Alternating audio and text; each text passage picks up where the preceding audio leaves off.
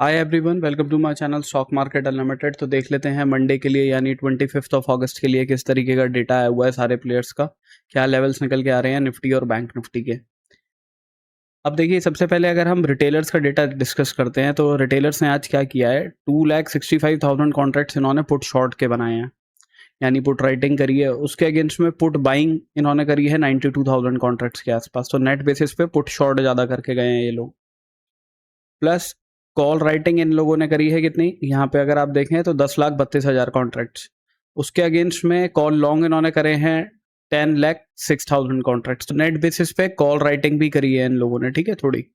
तो call writing और put writing करी है, तो क्या एक्सपेक्ट कर रहे हैं कि नीचे वाले लेवल पे भी सपोर्ट है और ऊपर मार्केट रेजिस्टेंस रहेगा, तो मार्केट एक साइडवेज रेंज के अंदर रह सकता है।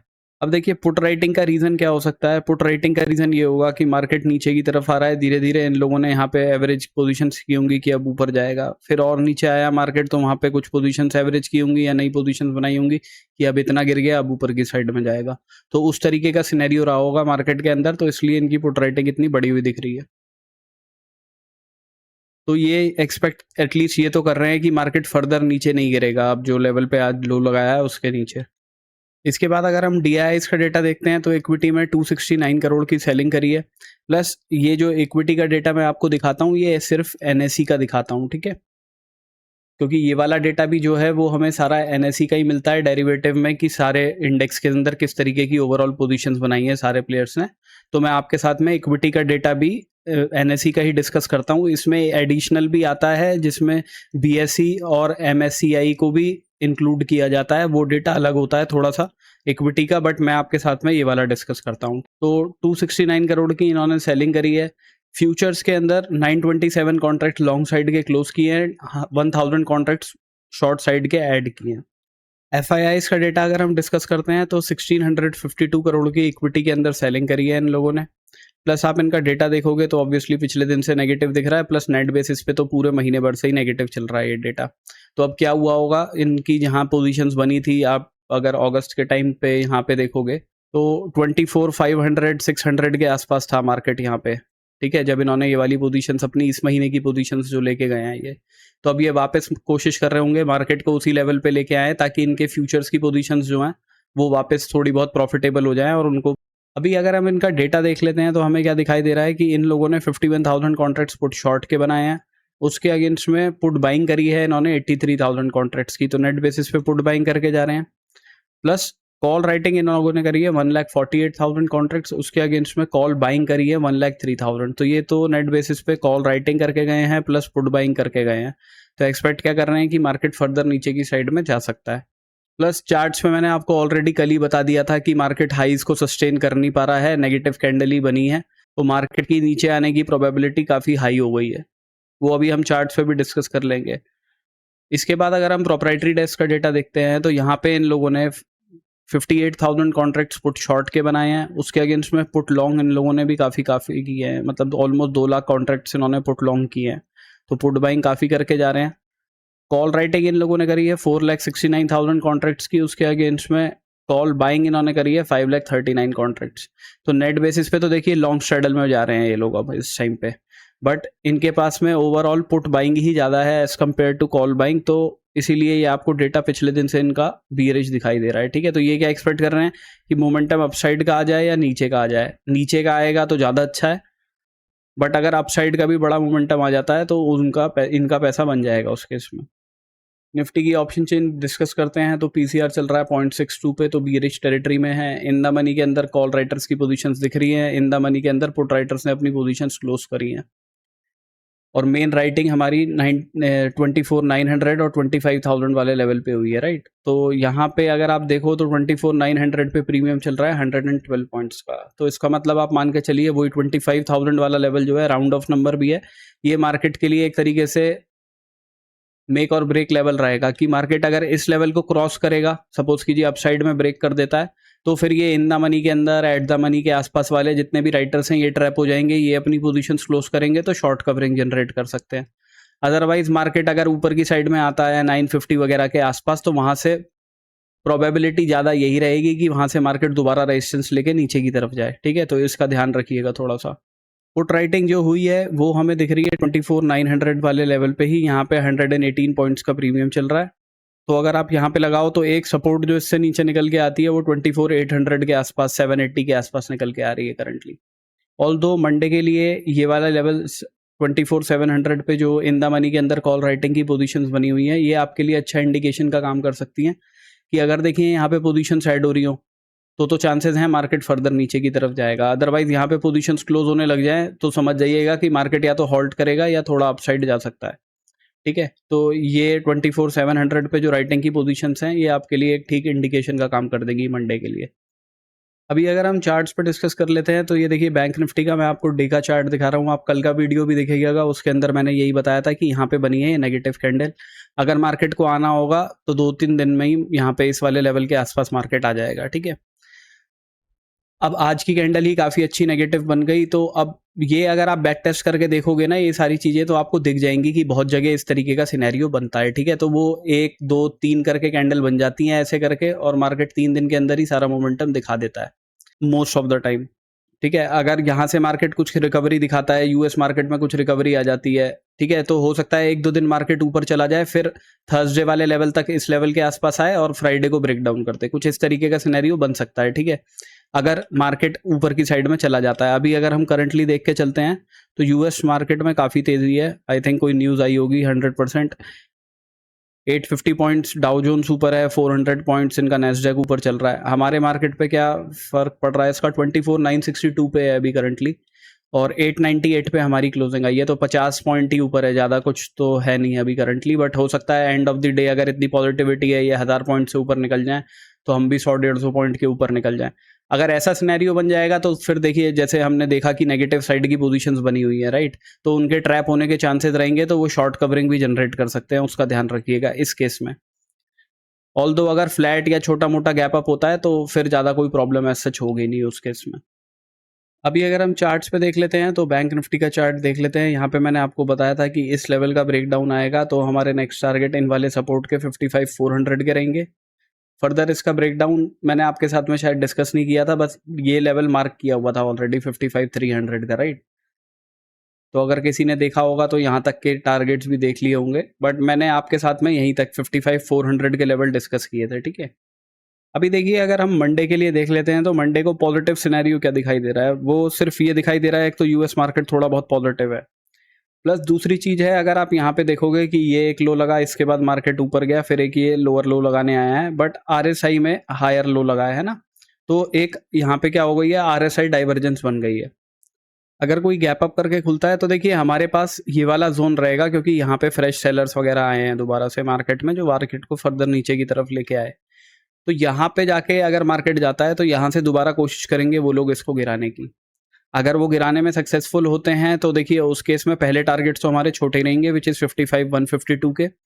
अदरवाइज फर्दर ब्रेकडाउन आता है तो नेक्स्ट लेवल हमारा 54,911 का निकल के आता है। ठीक है, क्योंकि देखिए यहीं से देखने का फायदा है, अदरवाइज क्योंकि यही वाला एरिया होगा जो मेक और ब्रेक एरिया होगा इसके अंदर। यहाँ से अगर इस लेवल के ऊपर निकलता है तो ये सेलर्स वगैरह निकलने की कोशिश करेंगे, तो शॉर्ट कवरिंग थोड़ी बहुत जनरेट करके ये हो सकता है मार्केट को ऊपर की साइड में यहाँ पे ले जाए।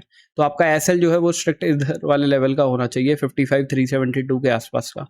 और ऐसा भी नहीं है कि यहाँ पे जाते ही आप कोई पोजीशन बना लो एकदम। अगर यहाँ से कोई 1-15 मिनट की आपको नेगेटिव कैंडल दिखती है तब शॉर्टिंग की अपॉर्चुनिटी देखिएगा। पहले टारगेट्स इस लेवल के, दूसरे टारगेट फर्दर ब्रेकडाउन होता है तो 54,911 के ही निकल के आते हैं। इस लेवल के ऊपर 15 मिनट की क्लोजिंग आ जाती है, सपोज कीजिए गैप अप करके खुलता है और पहली 15 मिनट की कैंडल इतनी पॉजिटिव बनाता है, तो उस केस में क्या करेंगे, या फिर लगातार ही 15 मिनट की 1-2 कैंडल ऊपर जाती हैं तो उस केस में एक रिट्रेसमेंट का वेट करेंगे कि यहाँ पे मार्केट कहीं पे आए इस वाले लेवल के ऑलमोस्ट 60% के आसपास कैंडल के, और वहां से कोई बाइंग की अपॉर्चुनिटी देख सकते हैं। उस केस में पहले टारगेट्स तो अपने रहेंगे जो हाई के, जो मार्केट लगा के आया है। दूसरे टारगेट्स हमारे फिर इस लेवल के ही रहेंगे, बिकॉज ये मार्केट का सपोर्ट का लेवल था, इसको ब्रेक डाउन करके मार्केट नीचे आया तो अब यहीं तक जाने की कोशिश कर सकता है, विच इज़ 55,579 का लेवल है। बिल्कुल कोई फ्लैट सी ओपनिंग हो जाती है तो हमारे लिए तो इंपॉर्टेंट यही रहेगा, नीचे का लो और ये वाला लेवल। ठीक है, तो इस रेंज के बीच में रहेगा तो वो थोड़ा कंफ्यूजन ही क्रिएट करेगा, बट तब भी आप इधर की साइड में अगर मार्केट जाता है तो एक शॉर्टिंग अपॉर्चुनिटी का जरूर रिस्क ले सकते हो इस वाले लेवल का स्ट्रिक्ट एसएल देख के। अगर मार्केट सपोज कीजिए फ्लैट ही खुलता है, इस लो के नीचे तो जाता है बट क्लोजिंग नहीं देता, विक बना के ऊपर की तरफ ही आ जाता है, ठीक है। मतलब इस लेवल के नीचे गया, 15 मिनट की क्लोजिंग नहीं दी, विक बना के ऊपर की तरफ आ गया, तो यहाँ से एक बाइंग की अपॉर्चुनिटी देखी जा सकती है। टारगेट उसके हम 55,279 तक के रखेंगे। कोई गैप डाउन करके खुल जाता है मार्केट और इनिशियली नीचे की तरफ जाने लगता है तो देखिए उस केस में कुछ कर नहीं सकते, फिर तो इस लेवल के आसपास आके हमें देखना पड़ेगा कि मार्केट इस लेवल के नीचे क्लोजिंग दे रहा है या नहीं दे रहा। अगर देगा नीचे क्लोजिंग तो फिर नेक्स्ट टारगेट हमारे 54,690 के निकल के आते हैं। अदरवाइज अगर इस लेवल के नीचे जाता है, क्लोजिंग नहीं देता, ऊपर की साइड में ही देता है, तो हम यहाँ से एक बाइंग की अपॉर्चुनिटी देख सकते हैं। टारगेट अपने इन वाले लेवल्स तक के रखेंगे, विच इज 55, 152 या 150 के आसपास।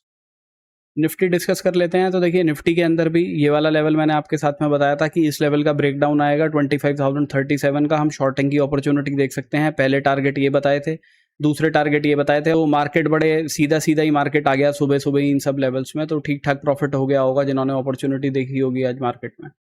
कल के लिए देखें तो देखिए मंडे के लिए अगर देख लेते हैं तो ऑलमोस्ट सिमिलर स्ट्रक्चर है निफ्टी बैंक निफ्टी का, ठीक है। ज़्यादा कुछ चेंज है नहीं इन सब लेवल्स के अंदर।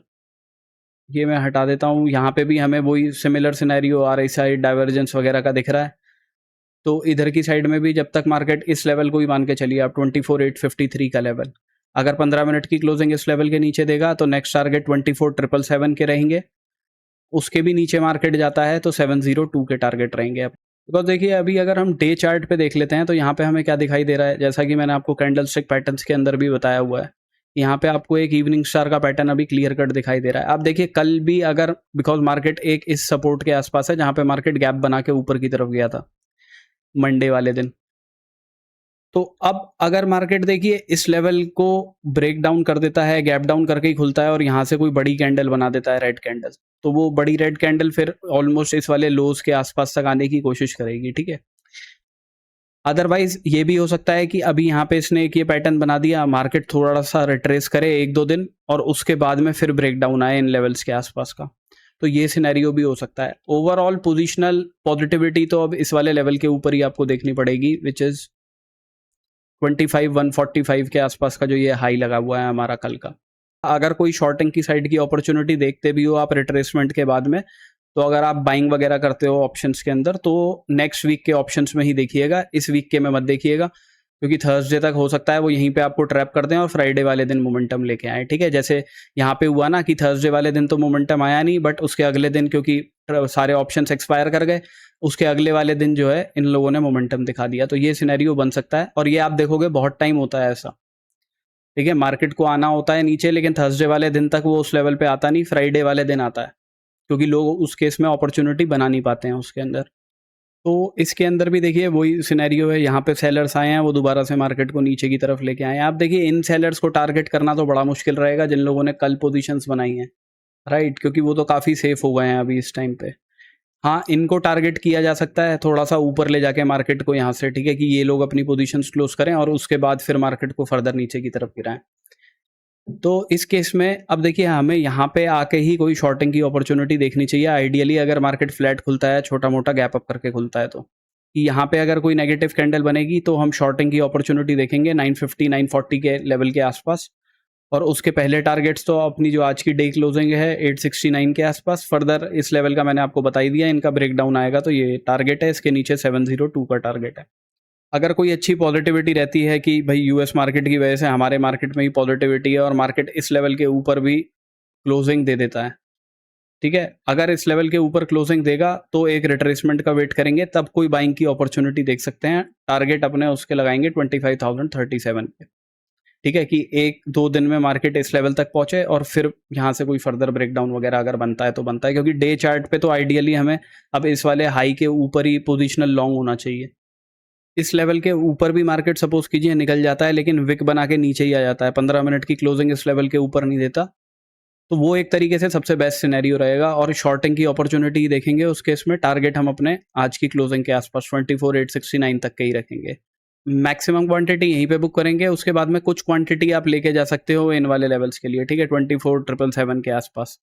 बस बेस्ट यही रहेगा कि अगर आप पोजिशनल भी देख ही रहे हो कि यहाँ तक के टारगेट्स आप लगा रहे हो या फिर और लो जो नीचे मार्केट का पूरा गैप फिल करेगा, फिर उसके नीचे जो वो 500 के आसपास वाला जो सपोर्ट है, कोई बड़े गैप डाउन के साथ में भी मार्केट खुलेगा अगर 24 सपोज कीजिए इस लेवल के आसपास कहीं खुल जाता है, तो उस केस में हमें एक रिट्रेसमेंट का तो वेट करना पड़ेगा, ठीक है, कि मार्केट में एक रिट्रेसमेंट आए उसके बाद ही कोई शॉर्टिंग की अपॉर्चुनिटी देखी जाए। डायरेक्टली तो ऐसे नहीं बैठ पाएंगे कि गैप डाउन ही खुला और उसके बाद में नीचे जा रहा है और यहीं से नेगेटिव पोजीशन बना ली। तो उस केस में आप कॉल राइटर्स पुट राइटर्स का ग्राफ देखिएगा, प्लस ये लेवल मार्केट ने अपना सपोर्ट बनाया है, ठीक है, यहाँ से मार्केट बार बार ऊपर गया है। अगर ऐसे ब्रेक डाउन करके तोड़ता है तो ऑब्वियसली नेगेटिविटी तो है मार्केट में, तो कुछ इधर की साइड में आएगा, तब हम शॉर्टिंग की कोई अपॉर्चुनिटी देख सकते हैं। टारगेट उसके 24,777 के और इसके नीचे 24,702 के रखेंगे। So this is my analysis for Monday. Thank you for watching my video guys. Have a good day.